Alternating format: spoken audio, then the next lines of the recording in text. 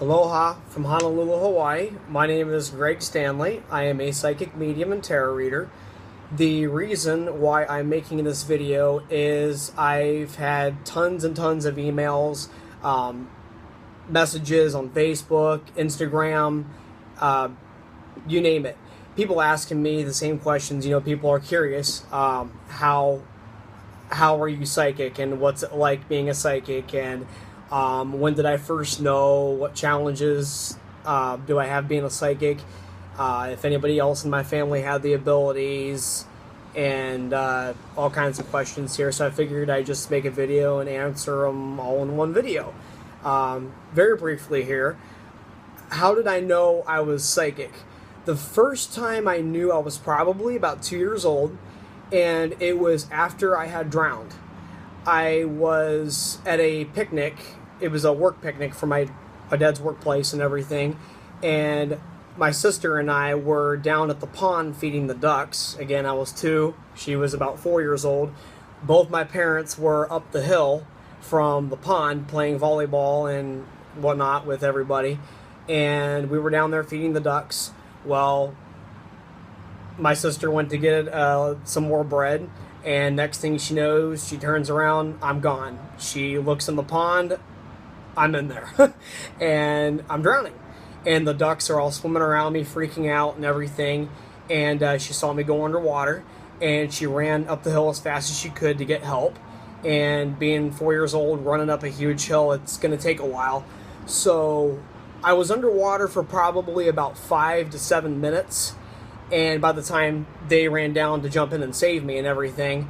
And what's ironic is I remember it, because I remember the ducks swimming around me and everything, and they were freaking out, and I just was like, what do I do? I just went underwater. I can't swim. I'm 2 years old. I'm in a pond, God knows how deep it was. And I actually left my body, and I remember floating above myself, and I could see the top of my head. I'm just completely still. The ducks are still swimming around me and everything, and out of my body I could see the people running down the hill to get me. The one man actually jumped in, and he pulled me out and everything, and I just spit the water out.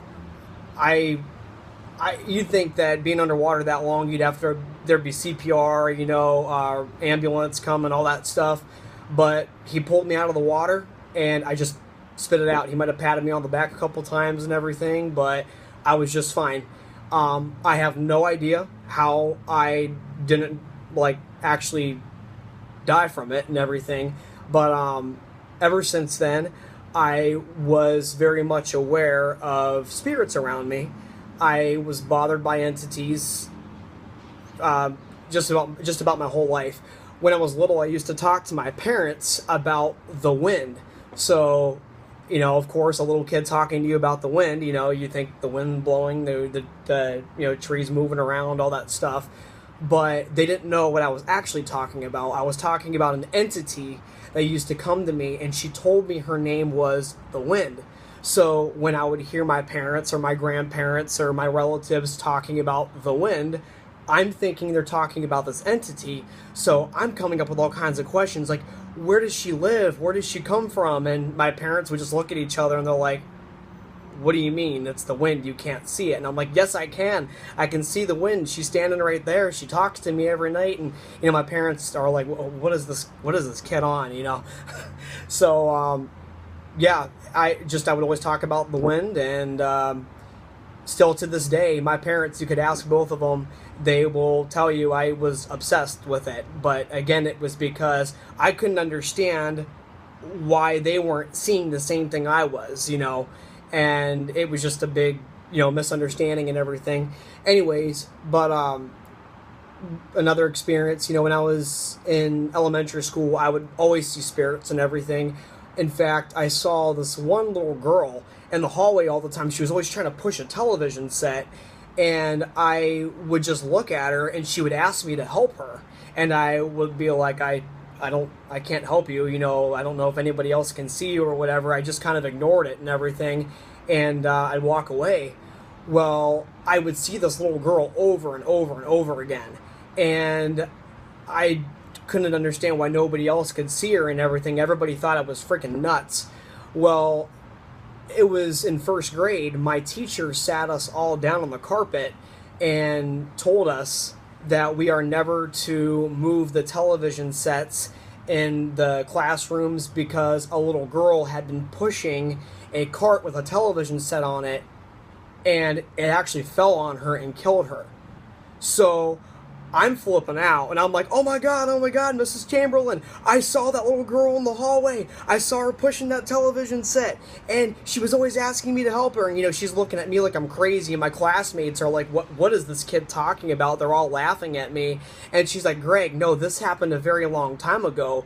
And I just eventually shut up because nobody believed me, and I, again, couldn't understand, you know, why my classmates or my teacher couldn't see the same thing. She ended up calling my parents because I would freak out about light shining differently across my desk, and what I was actually seeing was angels, like light beings. They looked like white shadows, and they would walk across my desk. They walk right in front of me. I would see them, you know, standing in the hallway and everything, and my teacher thought I was talking about the sunlight, you know, shining on my desk, so she ended up moving my desk. And even after she moved it, I was still complaining about it, and she couldn't figure out what was going on. And she was having meetings with my mom, saying Greg's complaining about hearing noises on the roof. I mean, all kinds of stuff. So everyone thought I was just nuts. And I basically grew up with everybody thinking that, you know, I was just making all this stuff up. Because we grew up in the church, nobody believed me that these things were actually happening. My mom would always say, hey, Greg, don't say that again. That's not true. You're lying. There's no such thing as ghosts. There's heaven, there's hell, there's Jesus and the devil. And there's no ghosts, there's no afterlife. None of that stuff exists, so stop saying it. I would actually be tormented by demonic beings because the dark entities would come to me because nobody believed me. It's no different than somebody being abused and their parent or somebody not believing them. Well, then it gives the abuser more power because they know nobody believes them. And then the child or the victim just feels terrified and everything. And that's how I spent my whole life, every single night. I would, if I was by myself, like if I was in my own bed, I would be held down by demonic beings. They would scream in my face. They would come in my room. They would laugh at me. My door would shut and I couldn't get out of my room. And sometimes they'd actually come into me and I couldn't get them out. There was times where I would actually leave my body and I would see myself laying on my bed, and I couldn't figure out how to get back in my body. And I feel that I would leave my body because I was just so traumatized by everything. I would constantly just, as soon as I could escape, I'd run in my parents' room, and they would tell me, go back to your room. That's not happening. That's not true. Stop saying that. You're being ridiculous. Well, I'd go right back in my room, and all the stuff would happen all over again. And this happened until I was probably about 13 years old. It actually got to the point where I swore I would never go back to sleep again because of all the stuff I was experiencing. And I ended up calling my grandmother, and she's very religious, and I told her what was going on, and she was the first one that believed me. And she told me, okay, Greg, I have a couple Bible verses for you. I want you to read these verses, believe them, and pray, and ask for Christ to protect you and your angels to protect you and everything. And so I did. And lo and behold, for the most part, it went away. Still, my parents never believed me, anything like that. When I was engaged to a girl, her and I were together 4.5 years. She lived with me, believe it or not, for 6 months. Her and I were sleeping, and she woke me up terrified one night. And I was probably 18 years old at the time. She woke me up terrified, and she's like, Greg, I saw a woman, like a demonic woman, floating above you in your sleep just now. And I woke up. I said, get out of bed right now. Walked upstairs. My parents had been watching a movie. I told them to turn off the TV. They turned it off. And I said, okay, tell my parents what you just told me. She recited the same story. And my parents just looked at each other, and I said, do you remember that? Do you remember when I was little and I was telling you about all these things that would happen to me? What reason would she have to lie about that? And that was years ago, or that happened years before. And right then, my parents started kind of scratching their heads, like, okay, maybe he wasn't making this up. Anyways, I came out of the closet 6 years ago, and that gave me a lot of courage and changed my life forever. And I went from hating myself, hating my life, to loving myself. And 3 years ago, I decided to come out of the closet again as a psychic. I decided I didn't want to keep it a secret anymore, and I wanted to help people. I constantly get deja vus. I was constantly just saying things to people, and they're like, how the hell did you know that? How did you know I was going through that? Or how did you know that happened to me? I never told anybody that. And I would just tell them what to do, and it would help them. And I decided to get a deck of tarot cards. This was Easter of 2011. And I started doing tarot readings just as a hobby. And I all of a sudden started having tons of people calling me wanting readings. Well, I eventually had to start charging because I had so many people wanting me to read their cards and everything. And one thing led to another. I ended up on the radio. I've been on there about 3 or 4 times. I've been in magazine articles, newspaper articles, things like that. I was referred to. People were calling me all over the world, wanting me to do readings over Skype, and calling me on the phone all over the country, wanting me to do readings over the phone. And I eventually realized this is what I meant to do. I meant to help people. I meant to do psychic readings. And I love helping people, and I also love making money, so I get to do kind of both. And yeah, I ended up in August selling everything and moving to Honolulu, Hawaii. And this is all I do for work. And I still continue to read people all over the place, and it's cool. I love it. People wanted to know, like, what challenges I have.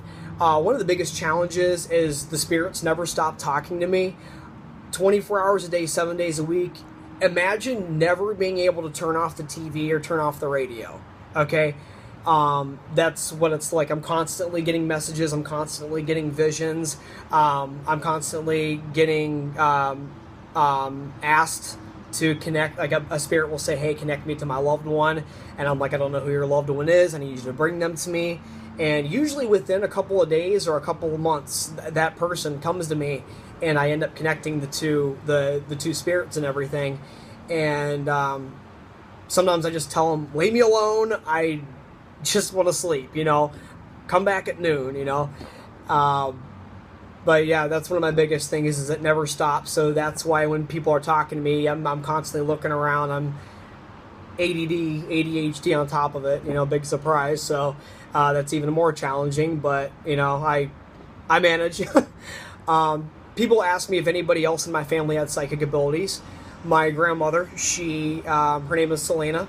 She died about 2 years ago, and she was psychic, and she never told anybody. I'm constantly hearing from her, and I love connecting with her.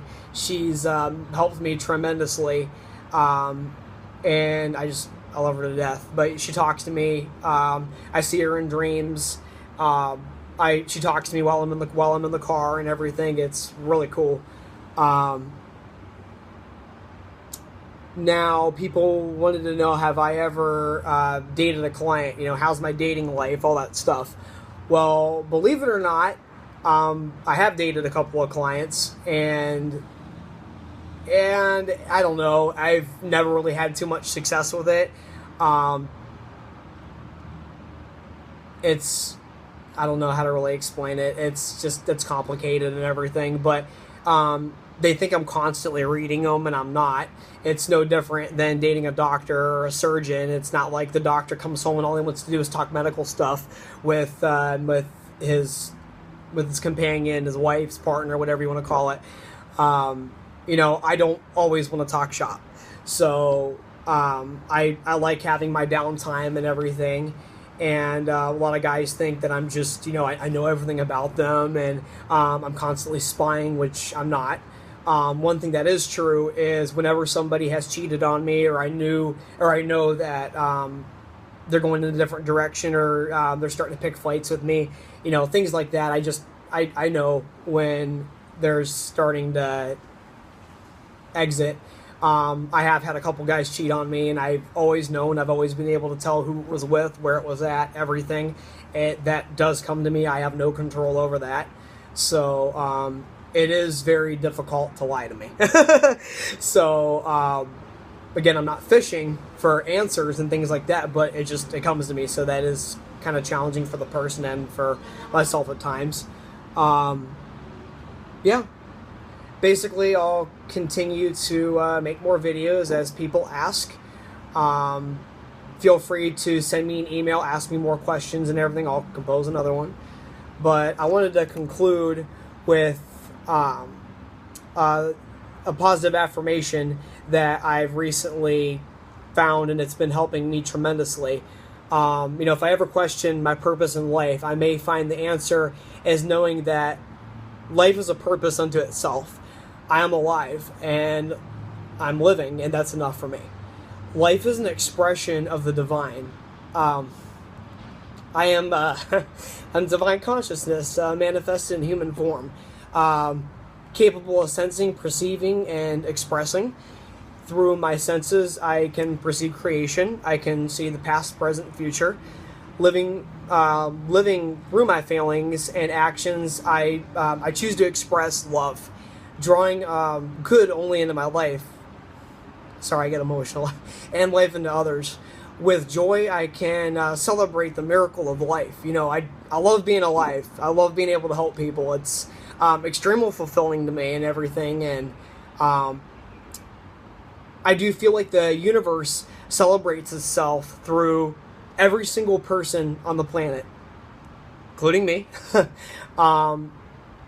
I feel that we are just instruments of this expression, and the universe sings into our souls. We are alive, we are whole, we are loved. Just not everybody recognizes it.